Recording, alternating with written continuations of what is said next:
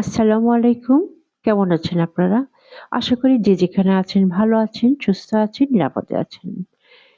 আমার আজকের টপিক কুষ্টিয়া পৌরসভা। ১৮৬৯ সালের ১লা এপ্রিল প্রতিষ্ঠিত কুষ্টিয়া পৌরসভা বাংলাদেশের দক্ষিণ-পশ্চিমাঞ্চলের অন্যতম প্রাচীন বিল্ডিং। এই প্রাচীন পৌরসভা সংস্কৃতি ও শিল্পের জন্য পরিচিত। ১৯৬৬ সাল থেকে ভবনটি কুষ্টিয়া পৌরসভার কার্যালয় হিসেবে ব্যবহৃত হচ্ছে। এই পৌরসভায় কুষ্টিয়ার পৌর ভবন, যা কুষ্টিয়া শহরে অবস্থিত, এটা একটা প্রাসাদ সমতুল্য ভবন। পূর্বে এটি সতীশ সাহার জমিদার বাড়ি ছিল। ব্রিটিশ আমলে নির্মিত একটি ঐতিহ্যবাহী ও ইউরোপীয় স্থাপত্য শৈলীর সুউচ্চ তিনতলা ভবন।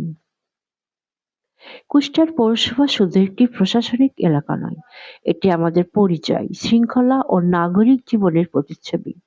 এটি শহরের সৌন্দর্য, পরিচ্ছন্নতা ও নাগরিক সুবিধা অনেকটাই নির্ভর করে সক্রিয় ও দায়িত্বশীল পৌরসভার উপর।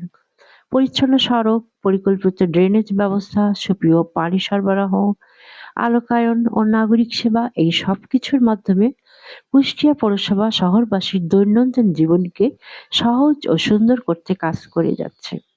নাগরিক সচেতনতা আর পৌরসভার সম্মিলিত উদ্যোগেই একটি শহর হয়ে উঠতে পারে বসবাসযোগ্য ও স্বাচ্ছন্দ্যময়। সুস্থ ও সুন্দর শহর গড়তে শুধু পৌরসভার ভূমিকাই নয়, আমাদের প্রত্যেকের দায়িত্ববোধ ও সচেতন অংশগ্রহণও জরুরি। পরিচ্ছন্ন পরিবেশ ও স্বাস্থ্যকর জীবনযাপনই পারে একটি শহরকে এগিয়ে নিতে। এই ভাবনা থেকে সোহানা অনলাইন সবসময় সচেতনতা, সুস্বাস্থ্য ও সুন্দর জীবনের বার্তা ছড়িয়ে দিতে কাজ করে যাচ্ছে।